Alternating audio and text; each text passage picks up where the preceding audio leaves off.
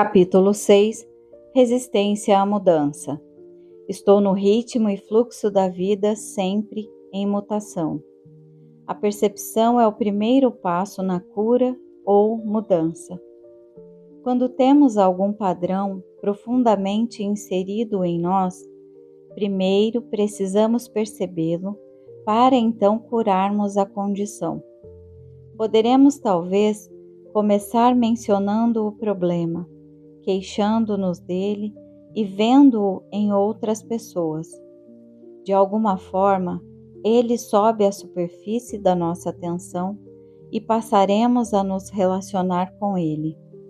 Muitas vezes, atraímos um professor, um amigo, uma aula, um seminário ou um livro que nos desperta para novos meios de se abordar a dissolução do problema. Meu despertar começou com uma observação ocasional de uma amiga que fora informada a respeito de uma determinada reunião. Ela não se interessou, mas algo dentro de mim reagiu e eu fui. Essa primeira reunião foi o primeiro passo no meu caminho de descoberta, mas só vim a reconhecer seu significado algum tempo depois. Frequentemente, nossa reação a essa primeira etapa é pensar que a abordagem é tola ou não faz nenhum sentido. É possível que pareça fácil demais ou inaceitável para o nosso modo de pensar. Não queremos usá-la. Nossa resistência fica muito forte. Podemos até sentir raiva da ideia de aceitar essa abordagem. Uma reação desse tipo é muito boa, desde que consigamos entender que esse é o primeiro passo no nosso processo de cura. Costumo dizer às pessoas que qualquer reação que tenham está ali para lhes mostrar que já se encontram no processo de cura, mesmo que a cura total ainda esteja um tanto distante. A verdade é que o processo se inicia no instante em que começamos a pensar em fazer alguma mudança. A impaciência é outra forma de resistência, ou seja, a resistência em aprender e mudar. Quando exigimos que tudo seja feito agora mesmo, terminado imediatamente, não nos damos tempo para aprender a lição relacionada com o problema que criamos. Se você quer passar de um cômodo para outro, precisa se levantar e ir até lá, passo a passo. Permanecer sentado na poltrona e exigir de si mesmo estar num outro cômodo não adiantará nada. O mesmo acontece com nossos problemas.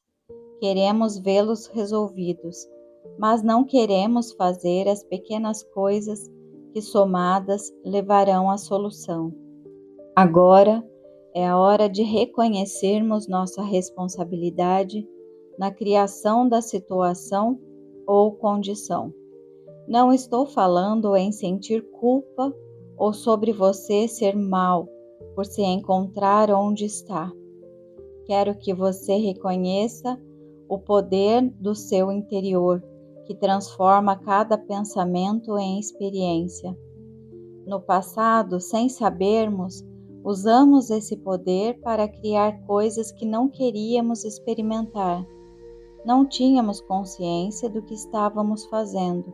Agora, reconhecendo nossa responsabilidade, podemos nos tornar conscientes e usar esse poder para trazer coisas positivas em nosso benefício.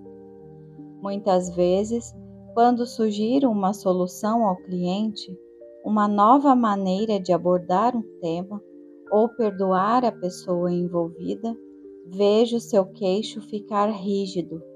Os braços se cruzam sobre o peito, as mãos até se fecham. A resistência está emergindo e então sei que atingimos exatamente o que precisa ser mudado. Todos temos lições a aprender. O que nos parece mais difícil em nossas vidas São apenas as lições que escolhemos para nós mesmos. Se tudo nos é fácil, então não existem lições, só coisas que já sabemos. As lições podem ser aprendidas através da percepção. Se você pensa na coisa mais difícil que tem a fazer e no quanto resiste a isso, então está olhando para a sua maior lição no presente momento. O entregar-se, desistir da resistência, permitir-se, aprender o que precisa tornar o passo seguinte mais fácil. Não deixe sua resistência impedi-lo de fazer mudanças. Podemos trabalhar em 2 níveis. 1. Encarar a resistência. E 2. Insistir nas mudanças mentais. Observe-se, analise o modo como resiste e depois continue em frente, apesar de tudo. Pistas não verbais. Nossas ações frequentemente mostram nossa resistência. Por exemplo, mudar de assunto, sair da sala, ir ao banheiro, chegar atrasado, ficar doente, adiar, fazendo qualquer outra coisa, ocupando-se, desperdiçando tempo, desviar o olhar ou olhar pela janela, folhear uma revista, recusar-se a prestar atenção, comer, beber ou fumar, criar ou terminar um relacionamento, criar defeitos em carros, eletrodomésticos, encanamentos, etc. Hipóteses. Muitas vezes fazemos hipóteses sobre nós e outros para justificar nossa resistência e surgimos com declarações como: não adianta nada, meu marido, mulher, não compreenderia. Eu teria de mudar toda a minha personalidade. Só gente louca vai a psiquiatras. Eles não conseguiriam me ajudar com meu problema. Eles não saberiam lidar com a minha raiva. Meu caso é diferente. Não quero incomodar ninguém. Vai passar sozinho. Ninguém consegue.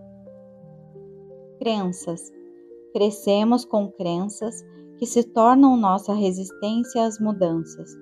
Algumas de nossas ideias limitativas são: não se faz isso, não é direito, não é certo para eu fazer isso, isso não seria espiritual. Pessoas espiritualizadas não ficam com raiva. Homens e mulheres não fazem isso. Minha família nunca fez nada parecido. O amor não é para mim. Isso é bobo demais. É longe demais para ir de carro. É trabalho demais para mim. É caro demais. Vai demorar demais. Não acredito nisso. Não sou desse tipo de gente. Eles. Damos nosso poder a outros e usamos essa desculpa para nossa resistência em mudar. Temos ideias como: Deus não aprova, estou esperando que os astros digam que é a hora certa. Este não é um ambiente adequado. Eles não me deixarão mudar. Eu não tenho um professor, um livro, uma aula certa. Meu médico não quer. Não consigo tirar algumas horas de folga. Não quero ficar submetido a eles. É tudo culpa deles. Eles têm de mudar primeiro. Assim que eu conseguir, vou fazê-lo. Você e eles não entendem. Não quero magoá-los. É contra minha criação, religião, filosofia. Conceitos sobre o eu. Temos ideias sobre nós mesmos que usamos como limitações ou resistências a mudanças. Somos velhos demais, jovens demais, altos demais, baixos demais, gordos demais, magros demais, preguiçosos demais, fortes demais, fracos demais, burros demais, inteligentes demais, pobres demais, indignos demais, frívolos demais, sérios demais, emperrados demais. Talvez tudo simplesmente seja demais. Táticas de procrastinação significa deixar para depois. Nossa resistência muitas vezes se expressa como táticas de procrastinação. Usamos desculpas como: farei mais tarde, não posso pensar nisso agora, não tenho tempo agora, eu teria de ficar muito tempo afastado do meu trabalho. Sim, é uma boa ideia, farei isso um dia qualquer. Tenho muitas outras coisas a fazer. Pensarei nisso amanhã, assim que eu terminar com, assim que eu voltar de viagem. A hora não é certa, é tarde demais ou cedo demais. Negação. Essa forma de resistência aparece na negação da necessidade de mudar. São coisas como: não há nada de errado comigo. Não consigo fazer nada a respeito deste problema. Deu tudo certo antes. De que adiantaria mudar? Se eu o ignorar, talvez o problema desapareça. Medo. De longe, a maior categoria de resistência é o medo. Medo do desconhecido. Ouçam estas: ainda não estou pronto. Posso falhar. Eles poderão me rejeitar. O que os vizinhos vão pensar? Não quero abrir essa lata de vermes. Estou com medo de contar ao meu marido, minha mulher. Não sei o bastante. Poderei me magoar. Posso precisar mudar demais. Talvez fique muito caro. Prefiro morrer primeiro ou me divorciar primeiro. Não quero que ninguém saiba que tenho um problema. Tenho medo de expressar meus sentimentos. Não quero conversar sobre isso. Não tenho a energia necessária. Quem sabe onde irei terminar? Posso perder minha liberdade. É difícil demais. Não tenho dinheiro agora. Posso machucar minhas costas. Eu não seria perfeita. Eu poderia perder meus amigos. Não confio em ninguém. Isso poderia prejudicar minha imagem. Não sou bom o bastante. E a lista continua, interminável. Você reconheceu algumas destas formas como as que você usa para resistir? Procure a resistência nos seguintes exemplos. Uma cliente veio me procurar porque sentia muitas dores. Havia fraturado as costelas, o pescoço e o joelho em 3 acidentes de automóvel separados. Chegou atrasada para a consulta, porque se perdeu. Ficou presa num congestionamento. Foi fácil para ela me contar todos os seus problemas, mas, no instante em que eu disse: vamos conversar um pouco, todos os tipos de interrupção começaram a acontecer. Suas lentes de contato passaram a perturbá-la. Ela quis sentar-se em outra poltrona. Precisou ir ao banheiro. Depois, as lentes tiveram de ser retiradas. Não consegui prender sua atenção pelo resto da sessão. Foi tudo resistência. Minha cliente ainda não estava pronta para soltar tudo e se curar. Descobri que sua irmã também havia fraturado as costelas 2 vezes e que o mesmo acontecera com sua mãe. Outro cliente meu era ator, um mímico, artista de rua com grande talento. Vangloriava-se da sua esperteza em defraudar os outros, especialmente instituições. Sabia como se safar de quase tudo, no entanto, não lucrava nada com isso. Estava sempre sem dinheiro, pelo menos com 1 mês de aluguel atrasado e sem telefone por falta de pagamento. Suas roupas eram puídas, o trabalho esporádico. Tinha todos os tipos de dores no corpo e sua vida amorosa era uma droga. A teoria desse meu cliente era de que ele só poderia parar de trapacear quando algo de bom surgisse em sua vida. Claro, com isso, nada de bom podia entrar em sua vida. Ele precisaria primeiro parar de fraudar. Sua resistência era o fato de não estar pronto para abandonar seus velhos hábitos. Deixe seus amigos em paz. Muitas vezes, em vez de trabalharmos em nossas próprias mudanças, decidimos que um determinado amigo precisa mudar. Isso também é resistência.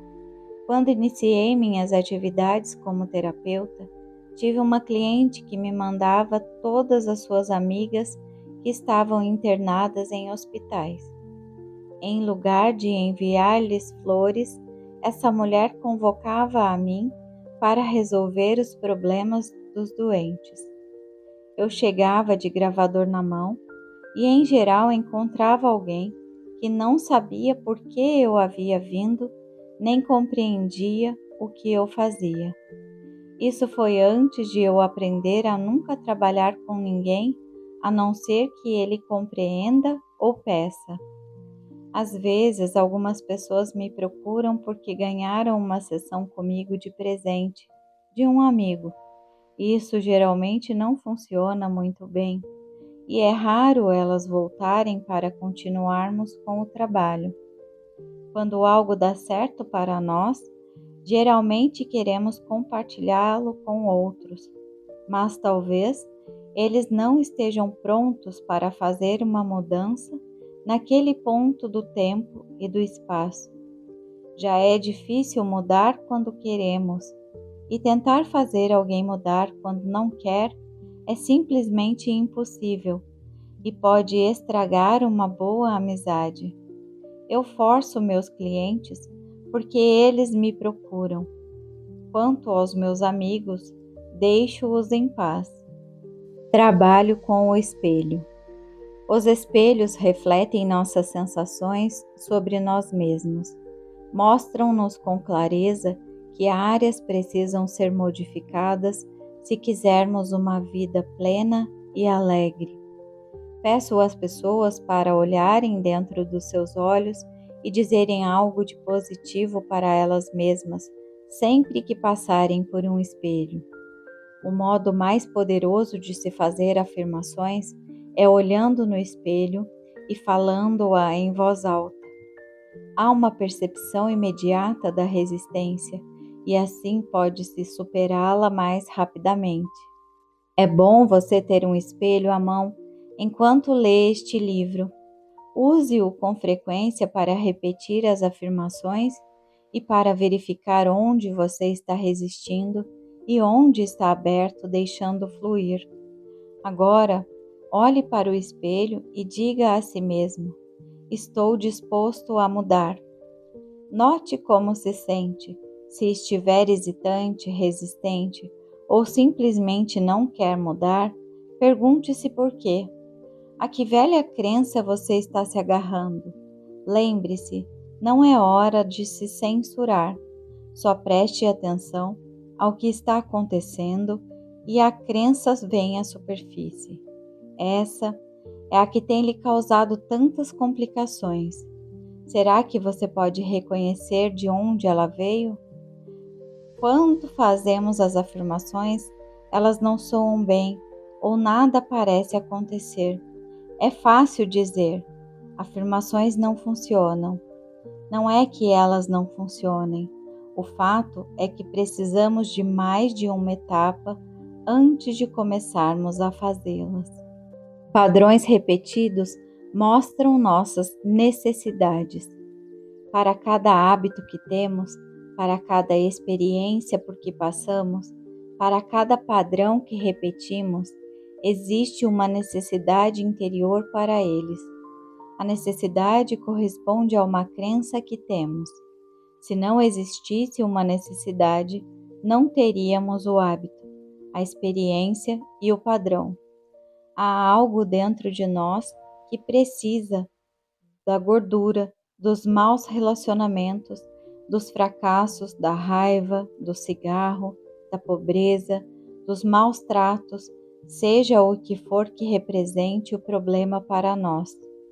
Quantas vezes já dissemos, nunca mais farei isso.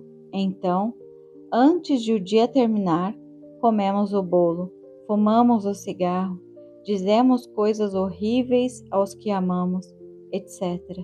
Então, aumentamos ainda mais o problema, afirmando a nós mesmos: você não tem força de vontade, não tem disciplina, é fraco demais. Isso só aumenta a carga de culpa que já carregamos. Não tem nada a ver com força de vontade ou disciplina. Seja o que for que estejamos tentando soltar de nossas vidas, trata-se apenas de um sintoma, de um efeito externo. Tentar eliminar o sintoma, sem trabalhar na dissolução da causa, é inútil. No instante em que relaxamos nossa força de vontade ou disciplina, o sintoma brota de novo. A disposição de se libertar da necessidade.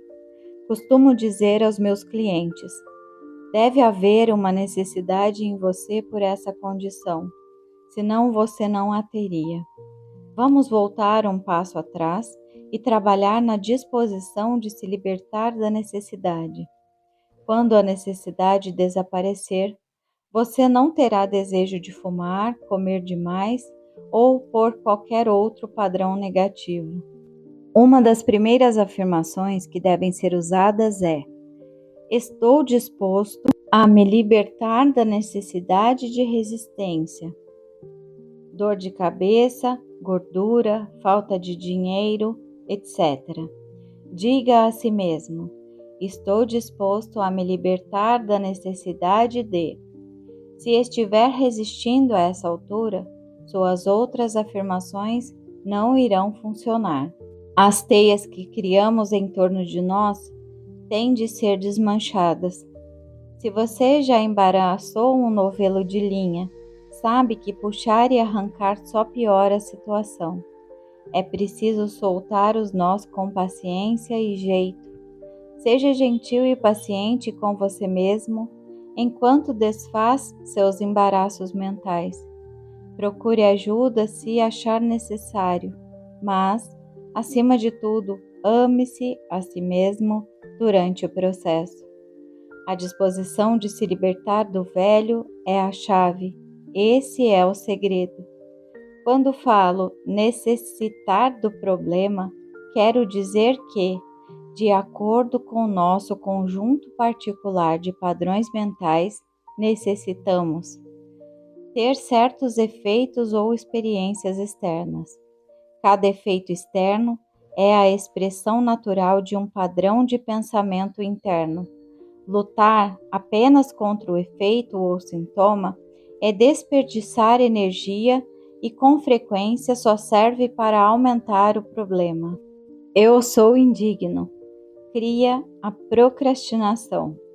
Se um dos meus sistemas de crenças interiores ou padrões de pensamentos é eu sou indigno, um dos meus efeitos externos provavelmente será a procrastinação. Afinal, ela é um dos modos de nos impedir de irmos para onde queremos ir.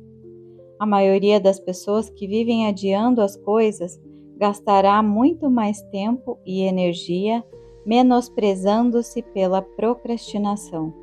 Essas pessoas se rotularão de preguiçosas e, em geral, se farão sentir como se fossem más. Ressentimento pelo que acontece de bom com os outros. Tive um cliente que adorava ser o centro das atenções e comumente chegava à aula atrasado para poder criar uma comoção. Ele fora o caçula de uma família com 18 filhos e, como seria de esperar, era o último na lista de ganhar coisas. Quando criança, viu todos terem, enquanto ele só sonhava com o seu. Já adulto, quando sabia que alguém havia sido contemplado pela sorte, Não conseguia regozijar-se com ele. Só dizia: puxa, gostaria de ter ganhado isso. Ou, droga, por que isso nunca acontece comigo? O ressentimento pelo que acontecia de bom aos outros era uma barreira para o seu próprio crescimento e mudança. A autovalorização abre muitas portas. Uma senhora de 79 anos veio me procurar. Era professora de canto e vários de seus alunos estavam fazendo comerciais para a televisão. Ela gostaria de fazê-los também, mas tinha medo. Apoiei-a plenamente e expliquei: não existe ninguém como você. Seja você mesma. E acrescentei: faça-o pela diversão. Existem pessoas lá fora procurando exatamente o que você tem a oferecer. Deixe-as saber que você existe. Minha cliente ligou para vários agentes e diretores de elenco falando: sou uma senhora muito idosa e quero fazer comerciais. Em pouco tempo recebeu um convite para trabalhar e desde então nunca parou. Costumo vê-la na televisão e em muitos anúncios de revistas. Novas carreiras podem começar em qualquer idade, em especial quando alguém está procurando diversão nisso. Autocriticar-se é errar completamente o alvo. A autocrítica só intensificará o adiamento e a preguiça. A energia mental deve ser aplicada na dissolução do velho e na criação de novos padrões de pensamento.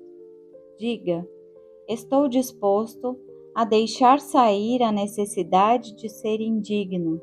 Sou digno do melhor que existe na vida e agora, cheio de amor, permito-me aceitá-lo.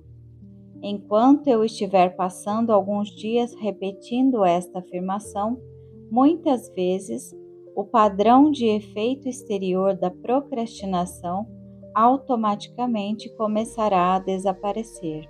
À medida que eu for criando internamente um padrão de autovalorização, não necessitarei atrasar o que for para o meu bem. Você entende como isso poderia se aplicar a alguns dos padrões negativos ou efeitos externos que existem em sua vida? Vamos parar de desperdiçar tempo e energia diminuindo-nos por algo que não conseguiremos fazer se temos certas crenças interiores. Mudemos as crenças. Não importa qual seja a abordagem escolhida ou sobre que assuntos estejamos falando, estamos apenas lidando com pensamentos, e pensamentos podem ser mudados. Quando queremos mudar uma condição, precisamos dizer: estou disposto a abandonar o padrão dentro de mim que está criando esta condição. Diga isso a si mesmo muitas e muitas vezes, sempre que pensar no seu problema ou doença. No minuto em que fizer essa afirmação, você sairá da categoria de vítima. Você não é mais impotente. Está reconhecendo o seu próprio poder. O que está me dizendo é: estou começando a compreender que eu criei isto. Agora, pego o meu poder de volta. Vou soltar essa velha crença e deixá-la ir. Autocrítica. Tenho uma cliente que é capaz de comer meio quilo de manteiga e tudo o mais que encontra quando não consegue suportar seus próprios pensamentos negativos. No dia seguinte, fica enraivecida com seu corpo porque ele é gordo. Quando ela era menina, costumava ficar andando em volta da mesa do jantar depois que todos terminavam, comendo os restos e a manteiga, às vezes quase um tablete inteiro. A família ria e achava engraçadinho. Essa era praticamente a única aprovação que minha cliente recebia dos seus. Quando você se repreende, quando se menospreza, quando se dá uma sova a quem acha que está maltratando. Quase toda a nossa programação, tanto positiva quanto negativa, foi aceita por nós quando tínhamos 3 anos de idade. Nossas experiências, desde então, estão baseadas naquilo que aceitamos e acreditamos sobre nós mesmos e sobre a vida naquela época. O modo como fomos tratados quando pequeninos geralmente é o modo como nos tratamos agora. A pessoa que você está maltratando é a criança de 3 anos no seu interior. Se você é uma pessoa que fica com raiva de si mesma por ser medrosa e assustada, pense em si como sendo uma criança de 3 anos. Se você visse à sua frente uma criança de 3 anos cheia de medo, o que faria? Ficaria bravo com ela ou estenderia os braços para confortá-la, até ela se sentir segura e tranquila? Talvez os adultos que viviam à sua volta quando você era criança não soubessem como confortá-lo na época, mas agora você é o adulto em sua vida e você não está confortando a sua criança interior. Trata-se de algo muito triste mesmo. O que foi feito no passado pertence ao passado e terminou. Mas este é o presente e você agora tem a oportunidade de se tratar como quer ser tratado. Uma criança assustada precisa de carinho, não de repreensões. Ralhar consigo mesmo só o torna mais assustado e não existe lugar para onde fugir. Quando a criança dentro de nós se sente insegura, ela cria um monte de problemas. Lembra-se de como era ser espezinhado quando você era criança? A sua criança interior sente exatamente o mesmo. Seja carinhoso consigo mesmo. Comece a se amar e a se aprovar. É disso que aquela criancinha precisa para se expressar no seu potencial mais alto. Afirmação: na infinidade da vida onde estou, tudo é perfeito, pleno e completo. Vejo os padrões de resistência dentro de mim somente como algo mais que devo me livrar. Eles não têm poder sobre mim. Eu sou o poder no meio do mundo. Fluo com as mudanças que estão ocorrendo em minha vida da melhor forma que posso. Aprovo-me e aprovo o modo como estou mudando. Estou fazendo o melhor possível. Cada dia fica mais fácil. Alegro-me por estar no ritmo e no fluxo de minha vida sempre em mutação. Hoje é um dia maravilhoso. Escolho tomá-lo assim. Tudo está bem no meu mundo.